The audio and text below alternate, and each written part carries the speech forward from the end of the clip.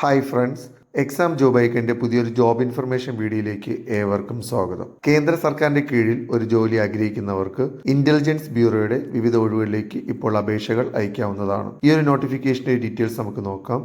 Intelligence ബ്യൂറോയിൽ security assistant അല്ലെങ്കിൽ executive പോസ്റ്റിലേക്കുള്ള ഒഴിവുകളിലേക്ക് ഇപ്പോൾ അപേക്ഷകൾ അയക്കാവുന്നതാണ്. Subsidiary intelligence bureau Trivandrum, local language മലയാളമാണ്. കേരളത്തിൽ റിപ്പോർട്ട് ചെയ്തിട്ടുള്ള ഒഴിവുകൾ general 183, OBC 94, SC 21, ST 2, EWS 34. ആകെ 334 ഒഴിവുകൾ കേരളത്തിൽ റിപ്പോർട്ട് ചെയ്തിട്ടുണ്ട്. എന്നാൽ വിവിധ സംസ്ഥാനങ്ങളിലായി 4987 ഒഴിവുകൾ റിപ്പോർട്ട് ചെയ്തിട്ടുണ്ട്. സെക്യൂരിറ്റി അസിസ്റ്റന്റ് അല്ലെങ്കിൽ എക്സിക്യൂട്ടീവ് ഈ ഒരു പോസ്റ്റിൽ ജോലി ലഭിക്കുന്നവർക്ക് 21,700 രൂപ മുതൽ 69,100 രൂപ വരെ മാസശമ്പളമായി ലഭിക്കുന്നതാണ്. ക്വാളിഫിക്കേഷൻ 10ാം ക്ലാസ് യോഗ്യതയുള്ളവർക്കും ഏത് സ്റ്റേറ്റിലേക്കാണോ അപേക്ഷകൾ അയക്കുന്നത് ആ സ്റ്റേറ്റിലെ സ്ഥിര താമസക്കാർക്കും ആ സ്റ്റേറ്റിലെ തന്നെ ലോക്കൽ ലാംഗ്വേജ് അറിയാവുന്നവർക്കാണ് ഈ ഒരു പോസ്റ്റിലേക്ക് അപേക്ഷിക്കാൻ കഴിയുക. കൂടാതെ ഇന്റലിജൻസ് വർക്കിൽ ഫീൽഡ് എക്സ്പീരിയൻസ് ഉള്ളവർക്ക് മുൻഗണന ലഭിക്കുന്നതാണ്. ഏജ് ലിമിറ്റ് 18 to 27 വയസ്സാണ്.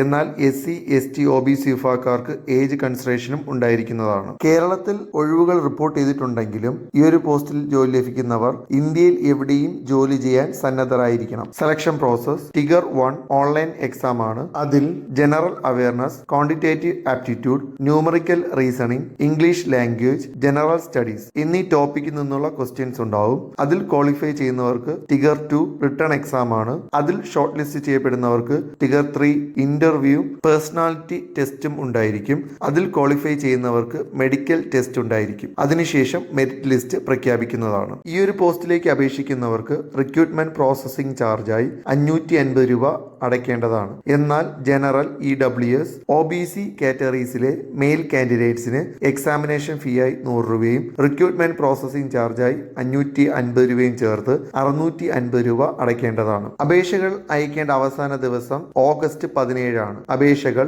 www.mha.government.in എന്ന വെബ്സൈറ്റ് വഴിയോ അല്ലെങ്കിൽ www.ncs.government.in എന്ന വെബ്സൈറ്റ് വഴിയോ ഓൺലൈനായി അപേക്ഷിക്കാവുന്നതാണ്. കൂടുതൽ വിവരങ്ങൾക്കായി വെബ്സൈറ്റ് സന്ദർശിക്കുക. വെബ്സൈറ്റ് ലിങ്ക് ഡിസ്ക്രിപ്ഷനിൽ ഉൾപ്പെടുത്തുന്നതാണ്. ഇതുപോലെയുള്ള ജോബ് ഇൻഫർമേഷൻ വീഡിയോസ് തുടർന്നും നിങ്ങൾക്ക് ലഭിക്കാൻ ഈ ചാനൽ സബ്സ്ക്രൈബ് ചെയ്ത് സപ്പോർട്ട് ചെയ്യുക. താങ്ക്